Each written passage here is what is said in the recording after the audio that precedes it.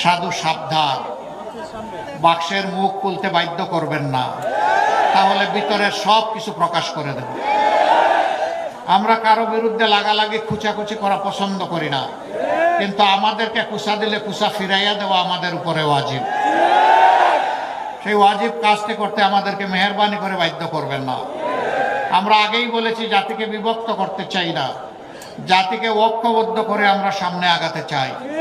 এই জন্য আমরা 3টা শর্ত মাত্র দিয়েছি। এই শর্ত আমাদের রাজনৈতিক সাংগঠনিক শর্ত নয়, এটি বাংলাদেশের জনগণের শর্ত। আমরা বলেছি, আগামী সরকার যদি আল্লাহ তাআলা আমাদেরকে গঠন করার তৌফিক দেন, আমরা সবাইকে নিয়ে সরকার গঠন করতে চাইব।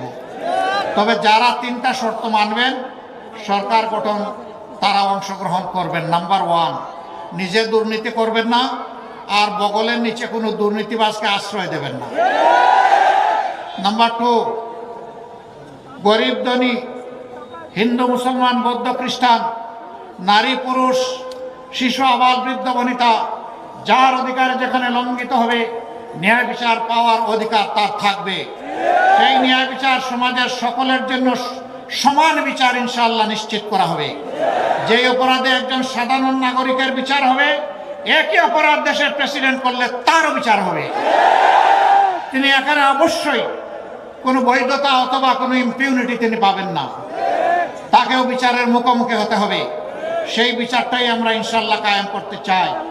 ওরকম বিচার যখন কায়েম হবে, বিচারের ঘোষণার প্রথম দিন থেকে 90% অপরাধ অটোমেটিক্যালি বাতাসে মিলাই যাবে।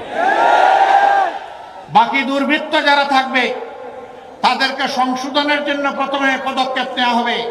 সংশোধন না হলে আইনের আওতায় সমান অস্ত্র দিয়ে তাদের বিচার করা হবে। এখানে কারোর জন্য সোনার তলোয়ার আর কারোর জন্য ইস্পাতের তলোয়ার হবে না, বিচারের তলোয়ার সকলের জন্য সমান হবে। আমি গোলাকাটার কথা বলছি না, আমি বলছি ন্যায়ের কথা, ইনসাফের কথা, ইনসাফপূর্ণ শাসনের